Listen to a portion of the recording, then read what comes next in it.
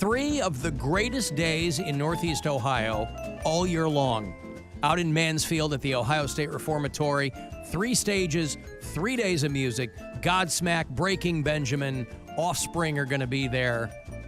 There's local bands. Unsaid Fate's going to be there. Behest of Serpents. I think Mushroom Head's playing. All Shall Perish. A lot of great bands. Killer bands, all right? I got weekend passes for you there. Tons of tattoo artists, haunted attractions, all of it. Incarceration.com for the details. Caller 10, these are yours. Good luck. 216-578-1007 or 800-348-1007. Brain dead entertainment throughout history. The Cup and Ball, the Yo-Yo, Pong, the Alan Cox Show. On 100.7 WMMS. Oh, these guys are going to be there too. I love these guys. Upon a Burning Body. Great band. Well, I'll tell you what, between Incarceration and Sonic Temple, Ohio is like ground zero for metal in the summertime.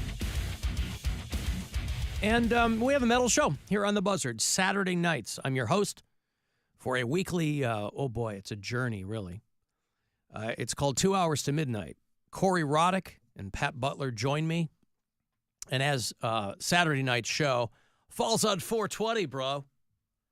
We're doing a lot of sludgy, doomy stuff. We always kind of sprinkle that in there week to week, but it's going to be really a little more stoner heavy metal heavy. Yeah, this Saturday night.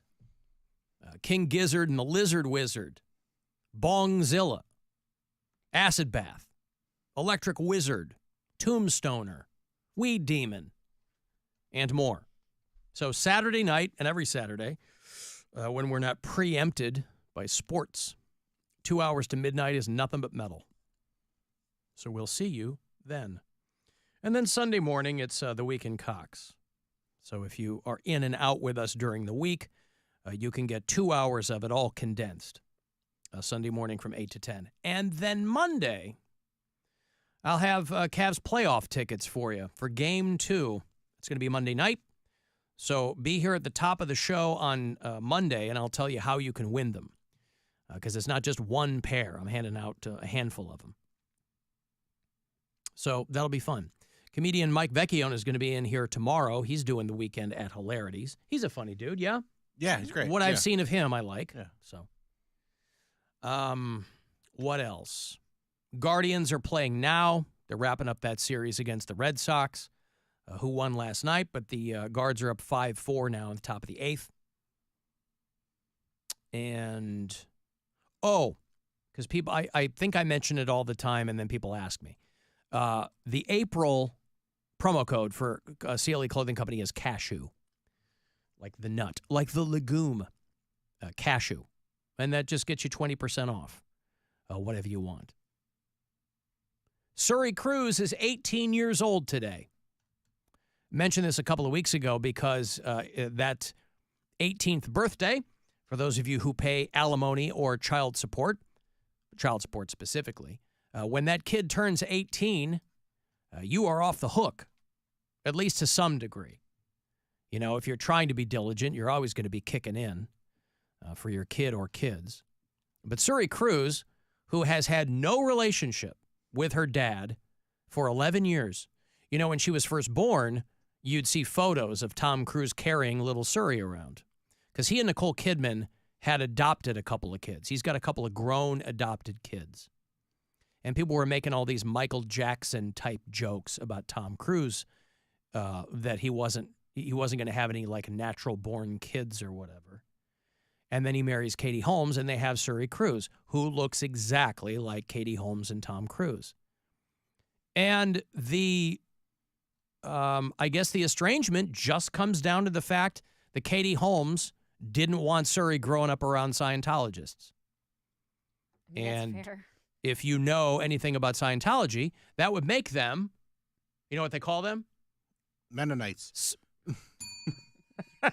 Suppressive people. Oh. If you're a Scientologist, anybody who doesn't buy into your nonsense is a suppressive person.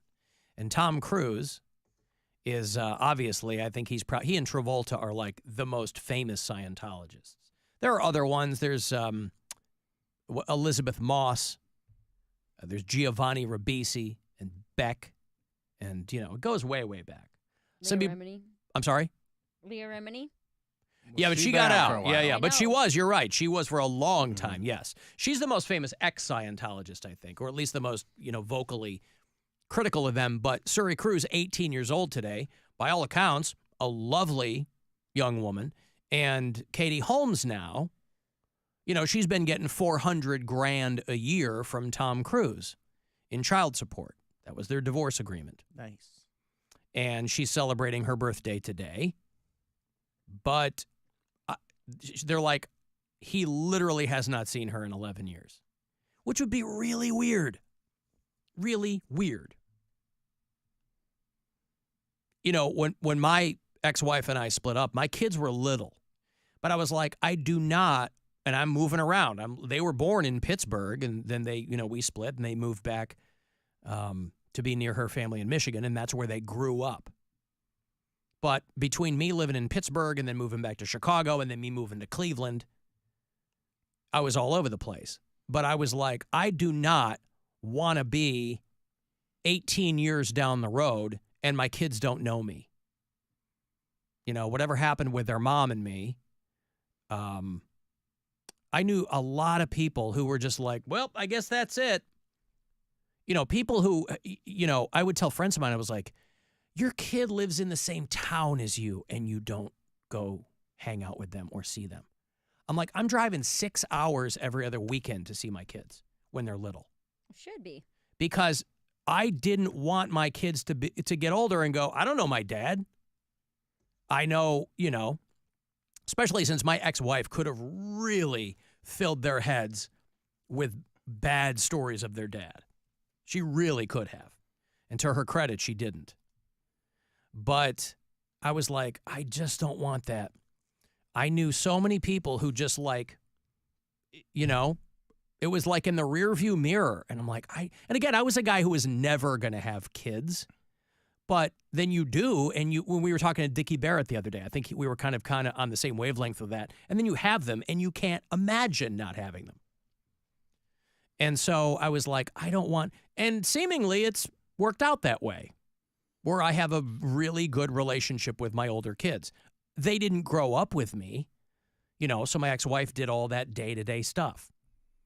But the Tom Cruise thing where it's like, you're a very wealthy man. You could get on a PJ and go see your kid.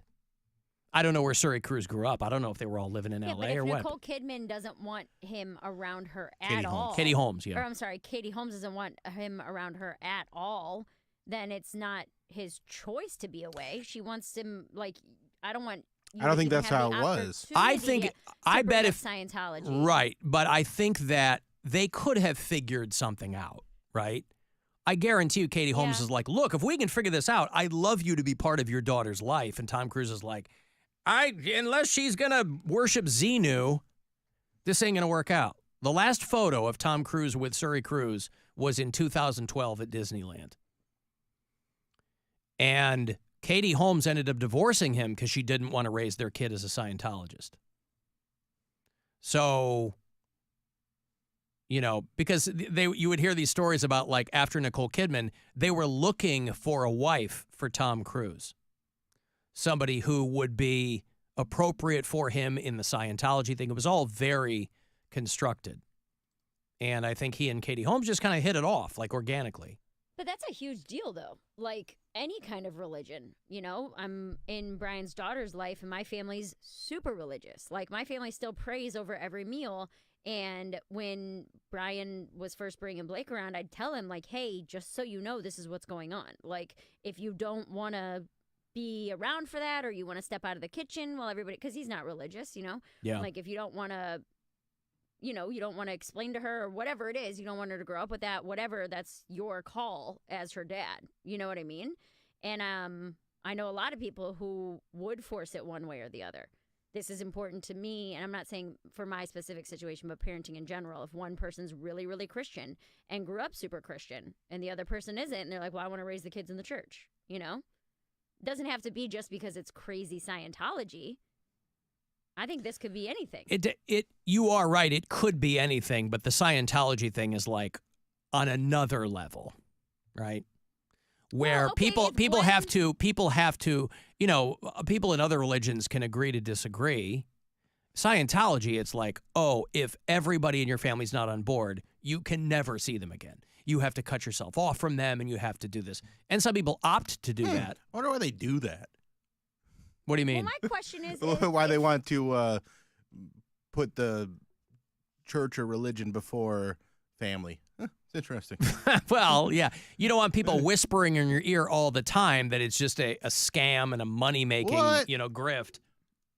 People would do that. Is there nothing you feel strongly about that if Gwen was insistent on it, you wouldn't do it? What do you mean? Like, it doesn't have to rise to the level of Scientology, but if she was like, I really want to raise Nora in the church. Well, that would have been a conversation we would have. Sunday. That would have been a conversation we would have had before we had a child. Maybe she didn't feel it before. The scenario is Nora is 2, Gwen has a change of heart. I want to take the kid to church every single Sunday. That's not something I would have put my foot down about. I mean, I grew up Catholic. My dad wasn't Catholic. My mom, when my parents got married, it was a big deal if you were married. That in the 60s, that was what a mixed marriage was, different religions. Yeah. They were barely talking about different races. A mixed marriage was different religions. And my mom wanted my dad to convert. And he was like, if that's how you'll marry me, then that's what I'll do. Now, he didn't do it for another 30 years.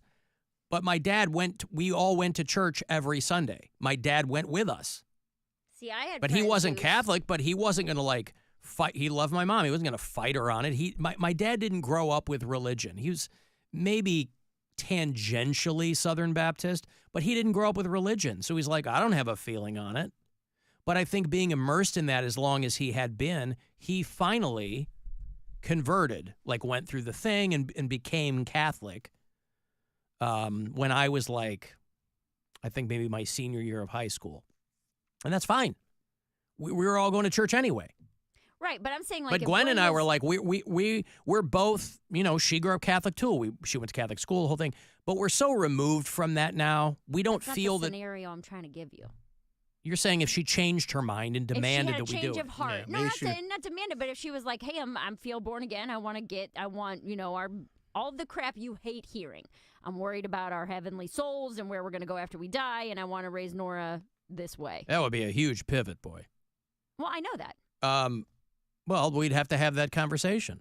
Would you be the guy who's like, do what you need to do, but I'm not going with you? No.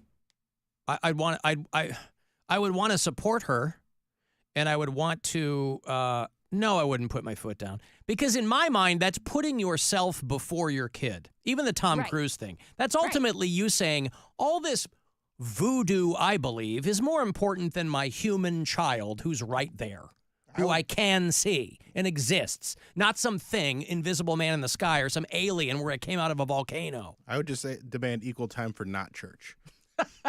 Well, all right, go to church, take the kid to church, do it? and then we're like, no, not to undo it, just to teach the other side. Then I get her for 2 hours every Monday night to go to Satanist bingo.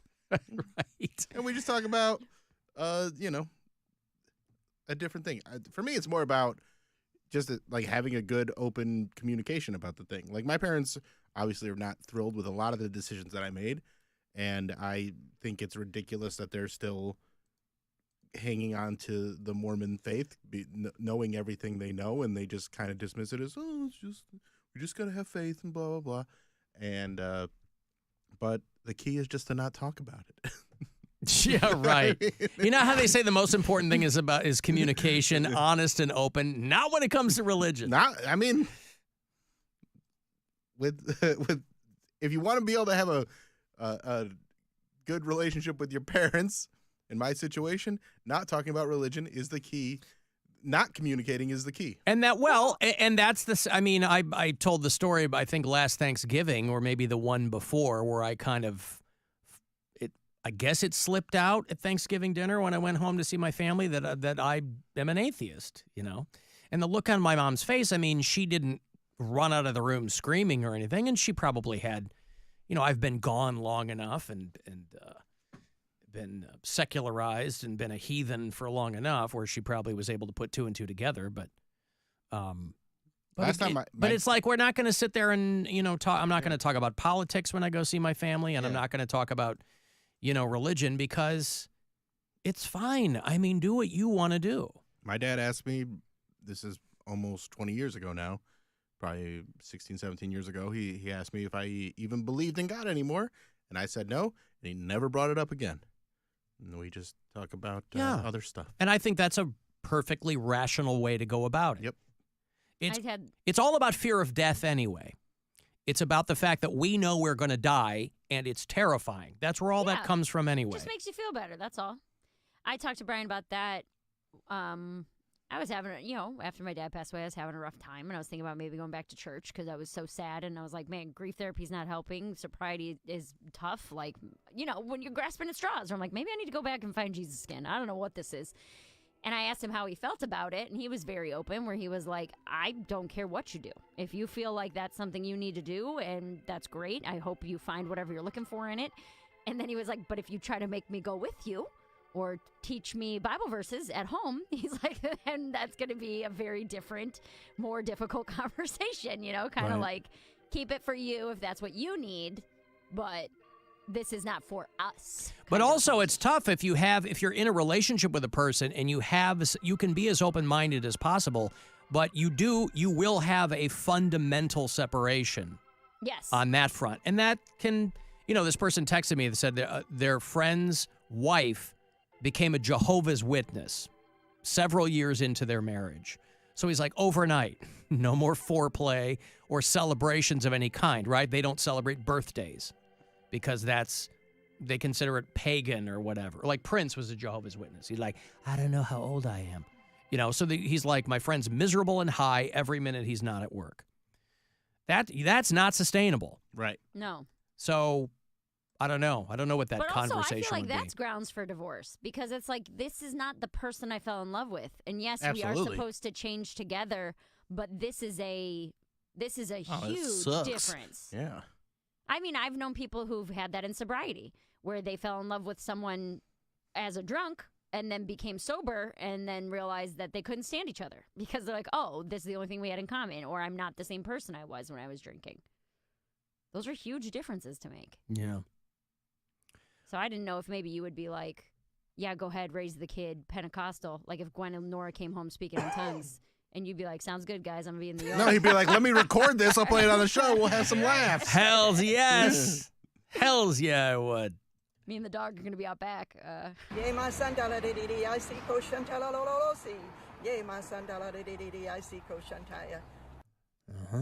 Isn't that interesting? Yeah. Isn't that amazing? I hope you think so. That's right. Yep. So wait, it was Tom Cruise who elected not to see the baby, or it was yes, because Katie Holmes saying you are not allowed? Katie Holmes said, I got to get out of this marriage because I don't want to, you know, I don't want to raise our child Scientologists. And he's like, well, then we got to split up, because like once you separate from Scientology, it's like you might as well have never been born as far as they're concerned.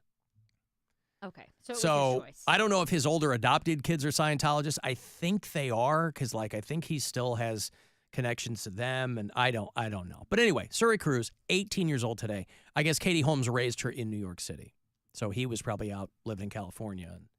But that would be pretty wild. But anyway, it's a celebration day for him. Of course, $400,000 a year for Tom Cruise is probably like a rounding error, right? Yeah, he's not looking at that.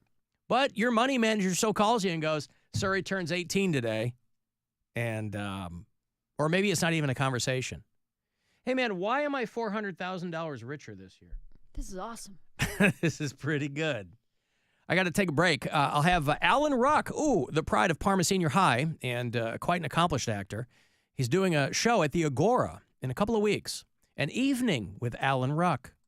And I'll put you there after the break. He's tell some stories, Q&A. They're going to screen Ferris Bueller's Day Off. It's going to be a lot of fun. So I'll have those tickets after the break. Another $1,000 on the way as well. Those keywords from the Buzzard Bookie. You get them every hour. Next one coming up at 4:30. It's the Alan Cox Show. Everywhere on our